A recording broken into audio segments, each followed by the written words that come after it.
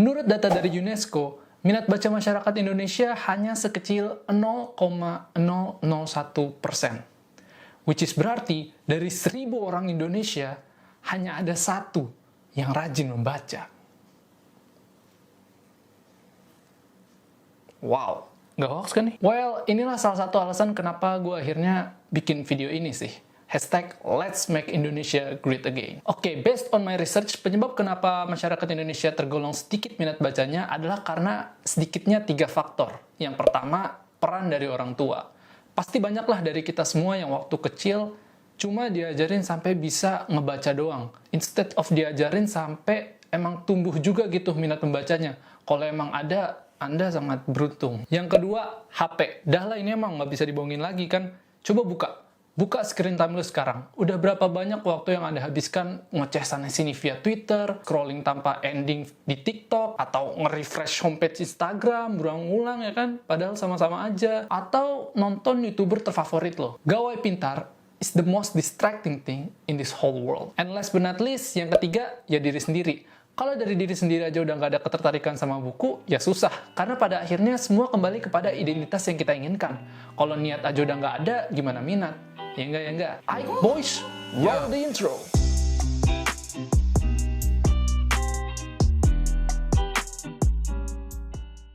Hi guys, how's it going and welcome back to my channel.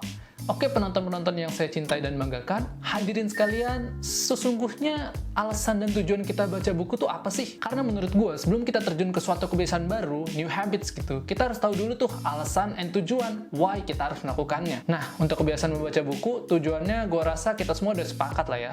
Apa coba? Menambah ilmu pengetahuan, ilmu komunikasi, wawasan. Ada juga yang bilang untuk melatih fokus, konsentrasi, imajinasi, meningkatkan daya ingatan, dan masih banyak lagi. Maksud gue, come on man, it will give you everything, trust me. Akan banyak ilmu-ilmu yang tidak akan lo dapatkan, ya kecuali dari buku-buku itu. Lalu untuk alasan kenapa lo harus baca buku, menurut gue, untuk saat ini hanya ada satu, yaitu informasi yang lebih terkualifikasi. Gue nggak bilang semua buku isinya bagus ya, tapi kalau lo perhatikan lagi, udah berapa banyak sih anak-anak yang masih di bawah umur, yang dalam tanda kutip masih belum berkompeten, yang baru SMA, SMP, bahkan SD, udah dengan berani-beraninya mengutarakan suatu gagasan baru di akun sosial pribadi mereka masing-masing. I know, kita boleh belajar dari mana aja, kalangan mana aja, bahkan umur berapa aja.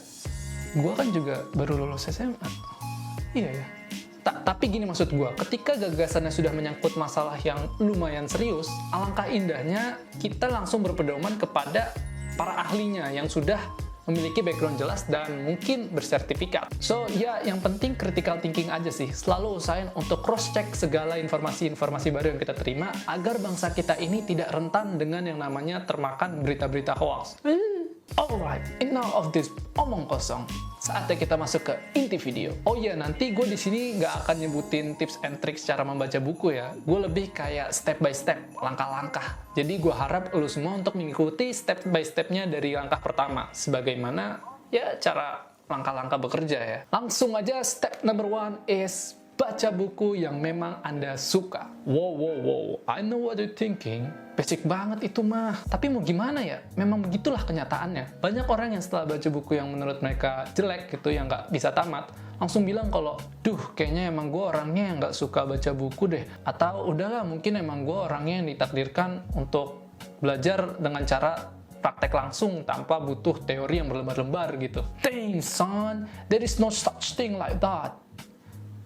Hema ini, itu elunya aja yang belum serak sama bukunya. Cobalah buku yang lain. Di tahap pertama ini, lo harus jatuh cinta dulu sama bukunya. Anggap aja kayak jodoh. Kalau baca non-fiksi dikit aja langsung ngantuk, coba baca fiksi. Kalau masih ngantuk juga, butuh visual lebih kayaknya. Coba baca komik. Masih ngantuk juga, nonton YouTube aja lo, tapi baca subtitle. Lagian kan ada banyak banget kok buku yang bisa lo coba. Dari horor, komedi, romance, adventure, drama. Mau yang fiksi maupun non-fiksi, bebas. It's all up to you. Kota ilmu ini akan terlalu sempit jika lo cuma mau nyobain satu genre atau satu tipe buku aja. Intinya nggak usah malu untuk baca buku yang menurut orang jelek lah, nggak recommended lah, sepi gitu pembacanya. Kalau bukunya emang udah klop, udah srek gitu dengan lo, ya udah baca aja. whether itu untuk ilmu pengetahuan atau hiburan semata. Oke, lanjut. Step number 2 is katakan tidak pada handphone dan katakan iya pada buku. Dalam rangka menumbuhkan minat baca di dalam diri kita harus bisa dulu tuh membuat aktivitas membaca menjadi sesuatu kegiatan yang kita lakukan tulus gitu, tanpa adanya keterpaksaan. Nah, agar hal tersebut bisa terwujud, kita harus bisa menyingkirkan segala aneka distraksi yang sudah gue sebut di awal tadi. Serius dah, coba lu kurangin main HP lu. Biasanya lu main HP buat apaan sih? Kalau nggak YouTubean, paling chatan. Mending dah kalau dia ngechat. Kalau emang nggak ada, ya udah nggak usah dipantengin terus itu layar, Pak. Maksud gue, come on mate, nggak sepenting itu kan. Akan ada banyak sekali waktu yang bisa lu manfaatkan kalau lu nggak menghabiskan waktu cuma buat main HP. Kalau gue ada yang namanya personal rule. Gue akan selalu ngidupin HP jika ada yang berkepentingan. Jadi kalau nggak ada yang berkepentingan, dilarang hidup. Ya, contohnya gini.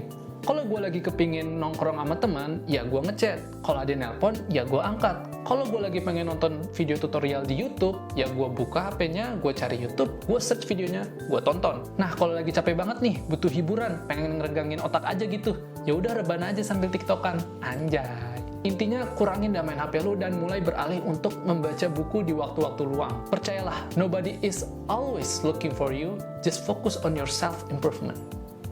Anjir, dark banget jatuhnya ya. Alright, masuk ke step number 3. Buatlah jadi menarik. Setelah tadi kita sudah bisa menemukan buku yang kita suka, lalu kita sudah bisa menyingkirkan distraksi terbesar kita, sekarang adalah saatnya make it attractive. Karena salah satu pemicu timbulnya keinginan akan sesuatu adalah karena adanya daya tarik. Nah, di sini kita harus bisa tuh menemukan daya tarik atau trigger dalam membaca buku. Mungkin bisa dimulai dengan cara yang pernah dipaparkan oleh James Clear di bukunya Atomic Habits, yaitu menumpuk kebiasaan. Kayak gini contohnya, Pak. Setelah gua ngopi, gua lanjut baca buku.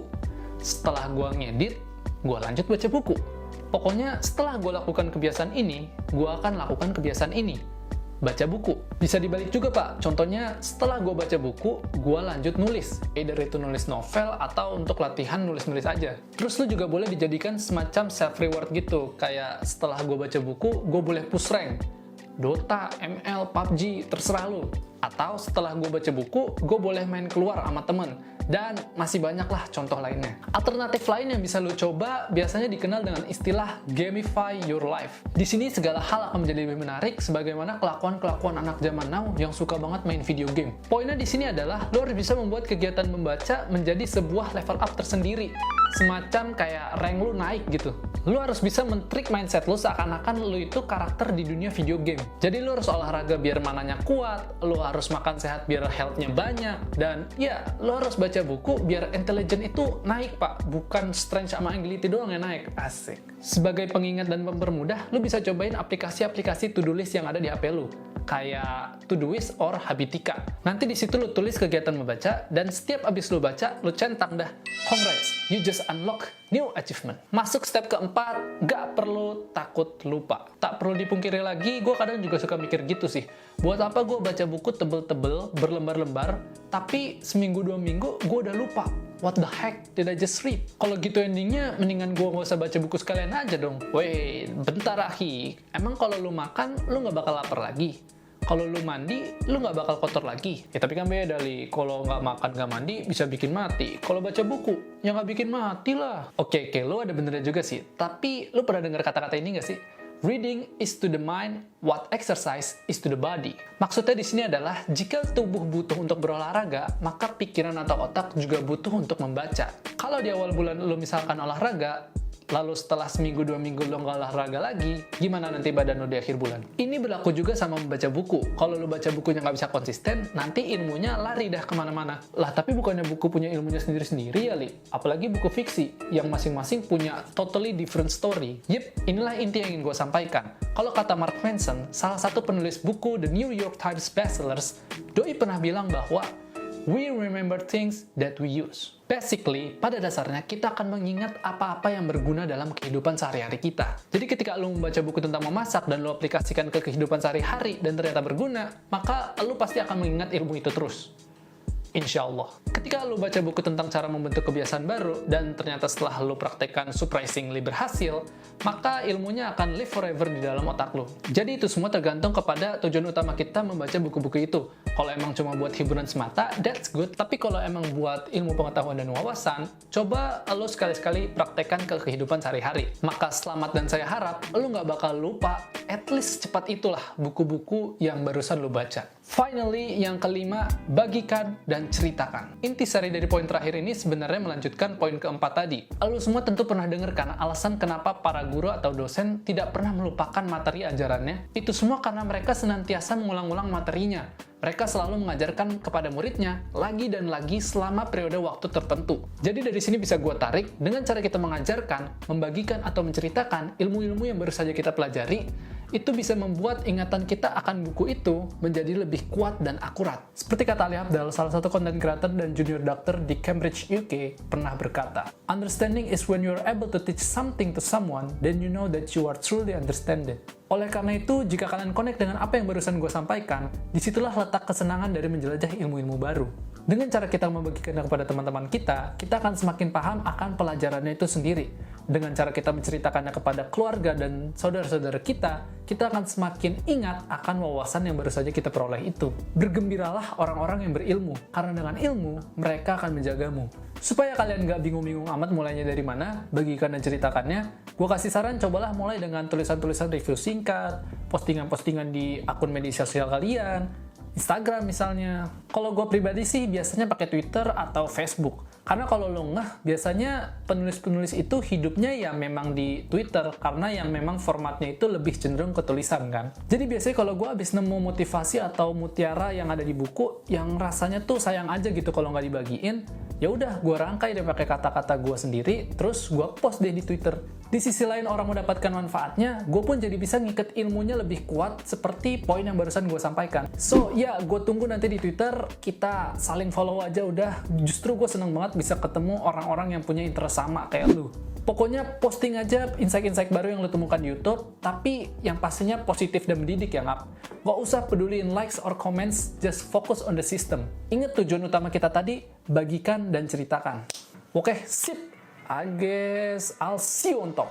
Waduh, udah kelar videonya. Semoga apa-apa yang barusan gue sampaikan bisa menginspirasi para viewers kalian. Bukan hanya menginspirasi tentunya, tapi juga menggerakkan kalian semua untuk membaca, ya setidaknya 1 lembar per hari lah ya. Oke, don't forget to hit the thumbs up, comment down below, and of course, as always, subscribe!